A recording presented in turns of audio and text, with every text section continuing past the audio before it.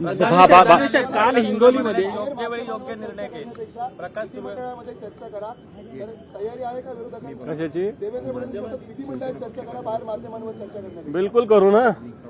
या सामोरं या, आमच्या एकेका प्रश्नाला उत्तर द्या. फक्त खोटं बोलू नका, कारण सातत्यानं तुम्ही खोटं सगळी माहिती आव मोठा आणता. प्रत्यक्षात झालेलं काहीच नसतं.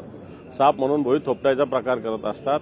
मला असं वाटतं आमची तयारी आहे. दानवे साहेब हिंगोलीमध्ये हिंगोलीमध्ये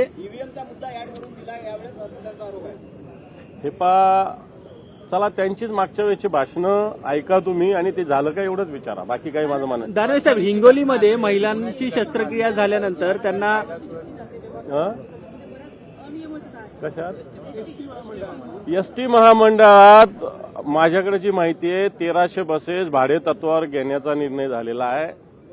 आणि याच्यात अधिकारी आणि सरकारमधील काही लोक काही एजन्सींना हे भाडे तत्वावर बसेस देण्यासाठी टपून बसलेले आहे.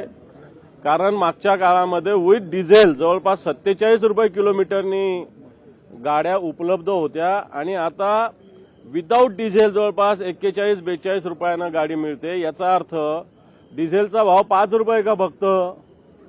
याचाच अर्थ असा की प्रत्येक किलोमीटर मागे जवळपास डिझेलचा भाव जर बघितला तर 50-60 रुपये जास्त, म्हणजे दुपटीनं पैसे देण्याचा प्रयत्न परिवहन महामंडळातील काही अधिकारी करतायत. मला असं वाटतं हा विषय येणाऱ्या या आताच्या विधिमंडळाच्या अधिवेशनात ज्यावेळेस चर्चा होईल त्यावेळेस निश्चित उपस्थित करू आणि हा भ्रष्टाचार आम्ही मुळीच होऊ देणार नाही. दानवे साहेब